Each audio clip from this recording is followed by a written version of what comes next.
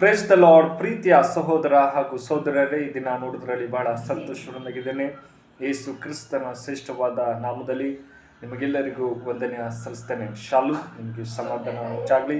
ಪ್ರೀತಿದ ಮಕ್ಕಳೇ, ಕಳೆದ ವಾರ ಅದ್ಭುತವಾಗಿ ಕಾದು ಕಾಪಾಡಿ ಈ ನೂತನ ದಿನ ನೋಡುವಂತೆ ಕೃಪೆ ಮಾಡಿಕಾಗಿ ತಂದೆ ದೇವ ನಾಮಕ್ಕೆ ಸ್ತೋತ್ರ ಸಲ್ಲಿಸೋಣ. ಪ್ರೀತಿದ ಮಕ್ಕಳೇ, ಈ ನೂತನ ದಿನದಲ್ಲಿ ದೇವರು ಒಂದು ಒಳ್ಳೆಯ ವಾಗ್ದಾನ ಕೊಟ್ಟಿದ್ದಾರೆ. ಏನಂದ್ರೆ, ದೇವರ ವಾಕ್ಯ ಎಂಬ ಬೆಳಕು ಪ್ರಕಾಶಿಸಲಿ. Amen, hallelujah. ಅದ್ಭುತ ಮಕ್ಕಳೇ, ಇದಕ್ಕೆ ಆಧಾರವಾಗಿ ಮಾರ್ಕನ ಬರೆದ ಸುವಾರ್ತೆ 4ನೇ ಅಧ್ಯಾಯ 21ನೇ ವಚನ ಧ್ಯಾನಿಸೋಣ. ನಿಮ್ಮಲ್ಲಿ ಸತ್ಯವಿದ್ದರೆ ತೆಗೆದು ಧ್ಯಾನಿಸಬೇಕಂತ ಪ್ರೀತಿಯಿಂದ ಕೇಳಿಕೊಡ್ತೇನೆ. ಅಲ್ಲಿ ಹೀಗೆ ಬರೀತಾರೆ, ಏನಂದ್ರೆ, ಇದಲ್ಲದೆ ಆತನು ಅವರಿಗೆ ದೀಪವನ್ನು ತಂದು ಕೊಳದೊಳಗಾಗಲಿ ಮಂಚದ ಕೆಳಗಾಗಲಿ ಇಡುವುದುಂಟೆ.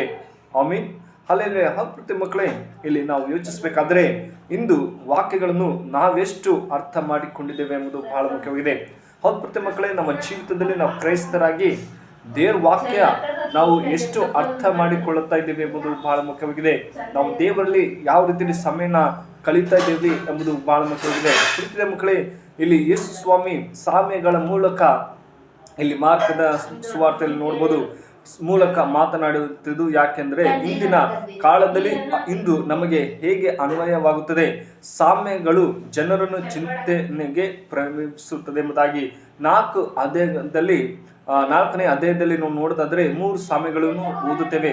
ಬೀಜ ಬಿತ್ತುವವನ ಸಾಮ್ಯ, ದೀಪದ ಸಾಮ್ಯ, ಸಾಸಿವೆ ಕಾಳಿನ ಸಾಮ್ಯಗಳು ದೇವರ ವಾಕ್ಯದ ಶಕ್ತಿಯು ಹೇಗೆ ಪ್ರಕಟವಾಗುತ್ತದೆ ಎಂಬುದನ್ನು ತಿಳಿಸುತ್ತದೆ. ಆಮೇಲೆ ಮೊದಲನೇದಾಗಿ ನೋಡೋದಾದ್ರೂ ಪ್ರತಿ ಮಕ್ಕಳೇ, ದೀಪ ನೋಡಿ, ಇಲ್ಲಿ ಹೇಳ್ತದೆ 21ನೇ ವಚನ ದೀಪ ಎಂಬುದಾಗಿ. ದೀಪದ ಸಾಮ್ಯ ಅಂದ್ರೆ 21ನೇ ವಚನ ಹಿಡಿದು 25ನೇ ವಚನವರೆಗೂ ನಾವು ನೋಡೋದಾದ್ರೆ ದೀಪವನ್ನು ದೀಪ ಸ್ತಂಭದ ಮೇಲೆ ಇಡುತ್ತಾರೆ. ಯಾಕೆ ದೀಪದ ಬಗ್ಗೆ ಯಾಕೆ ಮಾತನಾಡುತ್ತಾರೆ ಅಂದ್ರೆ, ದೀಪವು ವಾಕ್ಯವಿದ್ದಂತೆ ಅದರಿಂದ ದೀಪವನ್ನು ಕೊಳದೊಳಗೆ ಅಡಗಿಸುವುದಿಲ್ಲ. ಹೌದು ಪ್ರತಿ ಮಕ್ಕಳೇ, ಈಗ ದೀಪ ನೋಡೋದಾದ್ರೆ ಎಲ್ಲ ಕಡೆ ಅದು ಮೇಲೇನೆ ಇರ್ತಾರೆ ಹೊರತು ಕೆಳಗಡೆ ಇಡಲ್ಲ. ಅದೇ ತರ ಇಲ್ಲಿ ವಾಕ್ಯ ಹೇಳುತ್ತದೆ, ದೀಪ ಮಾಡುತ್ತದೆ ಎಂಬುದಾಗಿ ಅಡಗಿಸುವುದಿಲ್ಲ. ದೇವರ ವಾಕ್ಯವು ಅಡಗಿಸುವಂಥದ್ದಲ್ಲ, ಅದು ಎಲ್ಲರಿಗೂ ತಿಳಿಯುವಂತೆ ಮಾಡಬೇಕು. ಕಿವಿಯುಳ್ಳವನು ಕೇಳಲಿ, ಕೇಳುವವರ ಮನಸ್ಸಿನಲ್ಲಿ ಬೆಳಕು ಮೂಡುತ್ತದೆ. ಆಮೇಲೆ ಹೌದು ಮಕ್ಕಳೇ, ಕಿವಿಯುಳ್ಳದವರು ಕೇಳ್ತಾರೆ, ಅವ್ರಿಗೆ ಮನಸ್ಸಿದ್ರೆ ದೇವ್ರ ವಾಕ್ಯನ ಕೇಳ್ತಾರೆ. ಅದೇ ತರ ಹೇಳ್ತಾರೆ, ಮನಸ್ಸಿನಲ್ಲಿ ಬೆಳಕು ಮೂಡುತ್ತದೆ. ಕ್ರೈಸ್ತರು ತಮ್ಮ ವಿಶ್ವಾಸ ನಂಬಿಕೆಯನ್ನು ಅಡಗಿಸುತ್ತದೆ. ಲೋಕದಲ್ಲಿ ಇತರಿಗೆ ಸಾಕ್ಷಿ ಆಗಬೇಕೆಂದು ಕಿವಿ ಕೂಡುವ ವಿಷಯದಲ್ಲಿ ಎಚ್ಚರಿಕೆ ಆಗಿರಬೇಕು. ಮತ್ತೊಬ್ಬರ ವಿಷಯದಲ್ಲಿ ಕೇಳಿ ತಪ್ಪಾದ ರೀತಿಯಲ್ಲಿ ತಿಳಿಯದೆ ಮಾತನಾಡುವುದು ಸರಿಯಲ್ಲ. ನೀವು ಅಳೆಯುವ ಅಳತೆಯಿಂದಲೇ ನಿಮಗೂ ಅಳೆಯುವರೆಂಬುದಾಗಿ. ಅದ್ಭುತ ಮಕ್ಕಳೇ, ನಾವು ದೇವರ ವಾಕ್ಯವನ್ನು ಓದಬೇಕು, ವಾಕ್ಯದಲ್ಲಿ ನಾವು ಬೆಳಬೇಕು. ಇತರರಿಗೆ ನಾವು ಬೆಳಕಾಗಿ ಜೀವಿಸಬೇಕೆಂಬುದೇ ದೇವ ವಾಕ್ಯ ಹೇಳ್ತದೆ. ಅದೇ ತರ ಎರಡನೇದಾಗಿ ನೋಡೋದಾದ್ರೆ, ಬೆಳಕಿಂದ ಬೀಜದ ಸಮಯ, ಬೆಳೆದ ಬೀಜದ ಸಮಯ ವಚನ 26ನೇ ಹಿಡಿದು 29ರಲ್ಲಿ ನೋಡಿದ, ರೈತ ಬೀಜವನ್ನು ಬಿತ್ತುತ್ತಾನೆ, ಅದು ಬೆಳೆಯುವ ರೀತಿ ತಿಳಿಯದು. ಇದರಂತೆ ದೇವರ ರಾಜ್ಯ ಅದು ಹೇಗೆ ಬೆಳೆಯುತ್ತದೆ ಎಂಬುದನ್ನು ಮತ್ತು ದೇವರ ಶಕ್ತಿಯನ್ನು ಪ್ರಕಟಿಸುತ್ತದೆ. ಇದರಂತೆ ದೇವರ ಶಕ್ತಿಯನ್ನು ಪ್ರಕಟಿಸಿದೆ. ದೇವರ ರಾಜ್ಯವು ಮಾನವ ಶಕ್ತಿಯಿಂದ ಅಲ್ಲ, ದೇವರ ಕೃಪೆಯಿಂದಲೇ ದೇವರ ವಾಕ್ಯವನ್ನು ಬಿತ್ತವನ್ನು ಎಂಬುದಾಗಿ. ಇಲ್ಲಿ ರೈತರು ನೋಡೋದಾದ್ರೆ ಆ ಬೀಜಗಳು ಇರ್ತಾರೆ, ಒಳ್ಳೆಯಲ್ಲಿ ಫಲ ಕೊಡಲಿ ಎಂಬುದಾಗಿ. ಅದೇ ತರ ದೇವರ ವಾಕ್ಯವು ಫಲ ಕೊಡೋದಾಗಿದೆ. ಕೊನೆದಾಗಿ 3ನೇ ನೋಡೋದಾದ್ರೆ ಪ್ರತಿ ಮಕ್ಕಳ ಸಾಮ್ಯ ನೋಡೋದಾದ್ರೆ ಸಾಸಿವೆ ಕಾಳಿನ ಸಾಮ್ಯ 30ನೇ ವಚನ ಹಿಡಿದು 32ನೇ ವಚನ ನೋಡೋದಾದ್ರೆ, ಸಾಸಿವೆ ಕಾಳು ಸಣ್ಣದಾಗಿದ್ದರೂ ಅದು ಬೆಳೆದು ಮರವಾಗಿ ಅನೇಕ ಹಕ್ಕಿಗಳಿಗೆ ಆಶ್ರಯವಾಗಿರುವುದು.